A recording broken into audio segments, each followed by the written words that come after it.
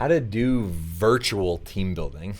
It's a tough question, but it's one worth answering, because the more time that we are spending working from home, working remotely, we need to be tuned into how to keep the productivity, collaboration, energy, motivation, and morale high on our team.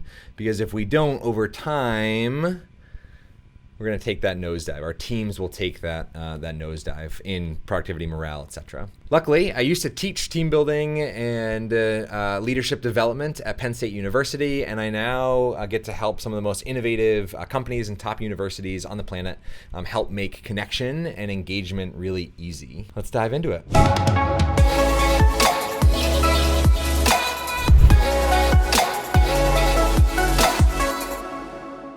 So in this video, I'm going to share a couple stories of virtual team building that I've helped companies create that will hopefully be concrete examples that you can steal and adapt and apply to your own teams and context. I'll also share 3 clever strategies to weave in virtual team building throughout in a way that doesn't burn out your team by jumping on a 3-hour team building Zoom call or something like that. Please don't do that. And then we'll also just kind of unpack a little bit the stages of group development and team development, because that's useful to have in mind when you are starting this journey of virtual team building. So you may be watching this video because you have had a routine of doing team development in person for some time, and that's got disrupted, and now you need to figure out how to make it work virtually. So as we get into this, my invitation for you is to let go of thinking about translating your in-person team development to virtual. That question is a moot point for me, because when you jump on Zoom or Skype or Google Meet or wherever you're meeting, it's fundamentally different, right? You have no proof that I have legs right now. You have no proof that your team has legs. And so it's just fundamentally different. And so I think we need to think about it differently. And so rather than asking, how can I do some of the in-person stuff virtually, ask the question, what can I do better virtually than in person? So for example, right, you have, if you're working either from home or in an office, you have this whole context all around you, right? So you can invite people to literally leave their camera, their Zoom stations, and come back and bring an object that represents a part of who they are to share with the group. Ooh, ah.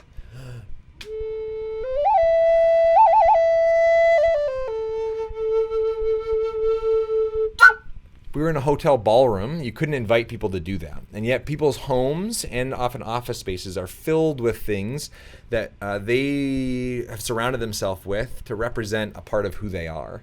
And so if you want to build team and get to know each other and connect in a really authentic, non-cheesy, trust-fall sort of way, using the context that you have around you is really, really useful. So there's tip number 1. Let's dive right into some of the strategies that I recommend.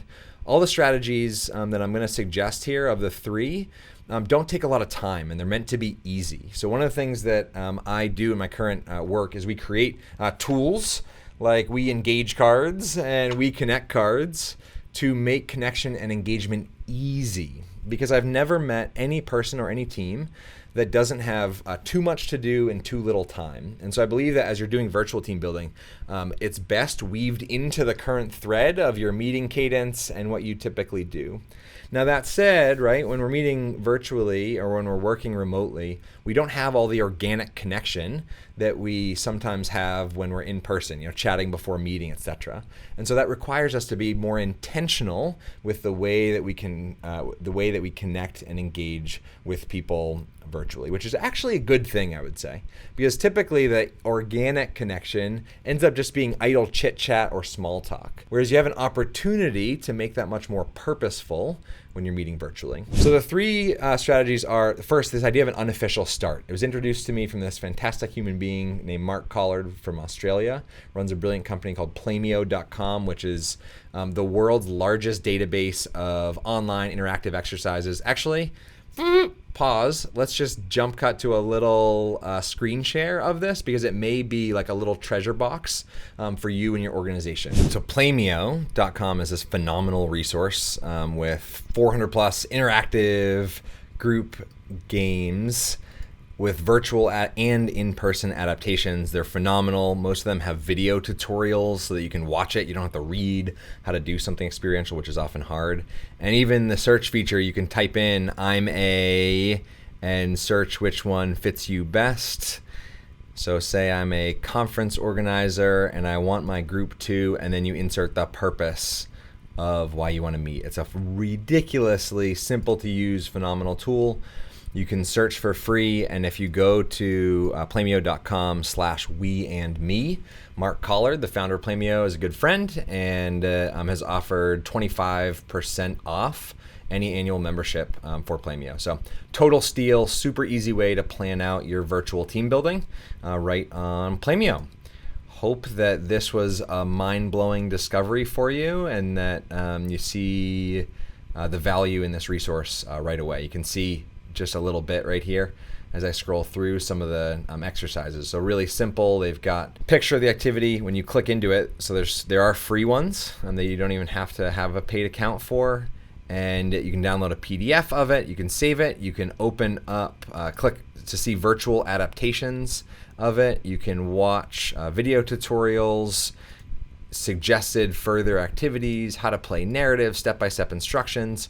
So you can consume all this, or you can just go to exactly what you need and make it really, really easy. It's an insanely useful resource.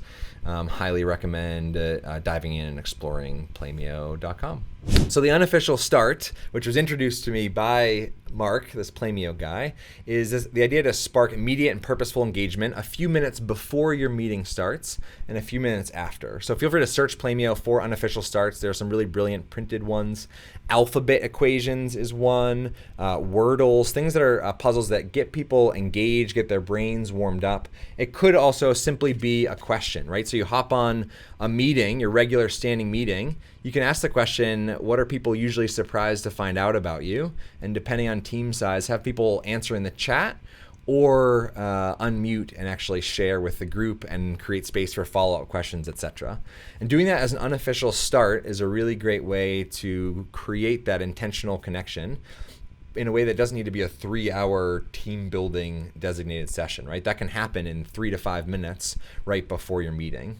It's kind of like, the metaphor I think about is going to the gym. Much healthier to go once a day for a little bit rather than on Monday for 12 hours with the intention of losing 50 pounds.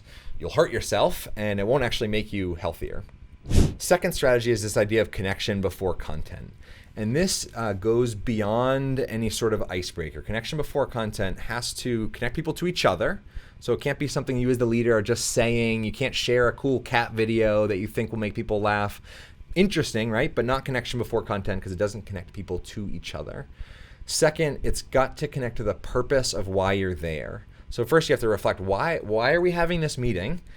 And how can I come up with an exercise or even simpler, a question that connects people to why they are actually there in the moment and allows people to share their experience, knowledge, or stories in a way that connects them to each other. And then the third ingredient of connection before content, weaving in the choice for authenticity and vulnerability. So cannot and should not force it, but at least creating the choice and option for authenticity and vulnerability in that meeting. And typically the easiest way to do that is to invite someone to share a story, because vulnerability doesn't mean to be need to mean deep, right? It just means true.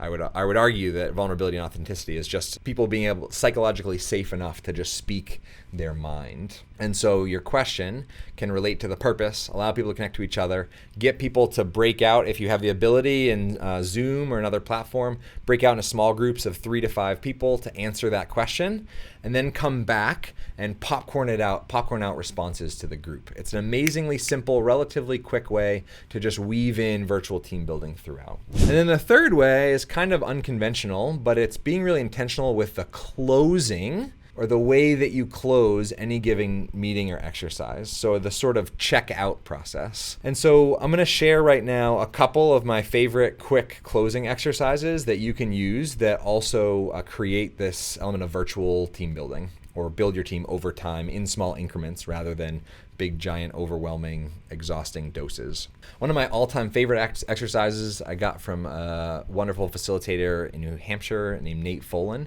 and he called it Group Anthem. And the idea is you have your group check out with a closing statement. that begins with one of three phrases. And beginning with these three phrases, when you just invite your group to make that closing statement, it sounds like a bit of an anthem, or like it's got a musical, not a musical ring, but it's got a rhythm to it that ends on a very high note, but also invites people to share something really meaningful. And so the three phrases are, I am, I believe, or I will. So my prompt to the group would be, no matter what size, so whether you've got 6 people in a meeting or 60 people in a meeting or 600 in a meeting, inviting people to popcorn out closing statements that begin with one of those three phrases. I am, I believe, or I will. And you can say to, and I'll often say to people, you don't need to unmute and then say, my closing statement is, I believe, da, da, da, da, da. Just start and speak with conviction and just start with, I am, I believe, or I will. If you try it, it's a phenomenal way to put a wrap really purposefully and meaningfully on a meeting, and oftentimes, like I said, ends with higher energy rather than lower. Typically, we're used to getting burnt out on Zoom or any other platform that we meet on, because the world's most phenomenal autofocus device is just staring at a screen 20 inches away the entire time. And so between inviting people to run around their space and grab something that represents a part of who they are and bring it back and share it, and also doing really meaningful closing exercises like this, we immediately avoid Zoom burnout. So one of the things, I was on a call with somebody at Nike who was planning internal team retreat. Usually happens 2 days in person. In this particular case, they had to move it all virtual, and she was a bit concerned about that. Although after planning it, she got really excited. She was like, oh, this is going to be great, awesome. And then it happened, and it just totally fell flat. And what we realized as I was doing some coaching, thinking through this, is that the meeting was designed for consumption rather than contribution. And so as I share here the 5 stages of Tuckman stages of group development, think about how within each of these stages, you're inviting people to contribute and not just passively consume in any given meeting. Because when you invite people to contribute, they are actually building the team, right? When you invite people to consume, you're just spitting stuff at them. And so Tuckman stages of group development are forming, storming, norming, performing, and adjourning. So in any group, even if you've been together for 5 years or 2 years, anytime you add somebody else into the group, you start at forming, right? The team is just kind of getting at bearings on each other, kind of figure out high observation level. Storming, some conflict enters the scene. Norming is when cultural values start to get decided. I really like using We Engage cards, or simply, which is a deck of quotes on one side and pictures on the other. And so I really like using imagery and quotes to invite people to norm. So pick an image, and they don't need to use these cards. You can use Google Images. Go find an image that represents an ingredient you think is really essential to this team's success and share it in the chat. Right? That right there starts to visually build the team a little bit more. I hope this was useful. I'm sure that there is lots more. Our channel is filled with tips and ideas and tools on how to make connection and engagement easy. So check out a few of these future videos and dive in. Super lovely sharing some pixels in cyberspace with you today. I'm Chad Littlefield with We and Me, and I'd love for you to have an awesome day.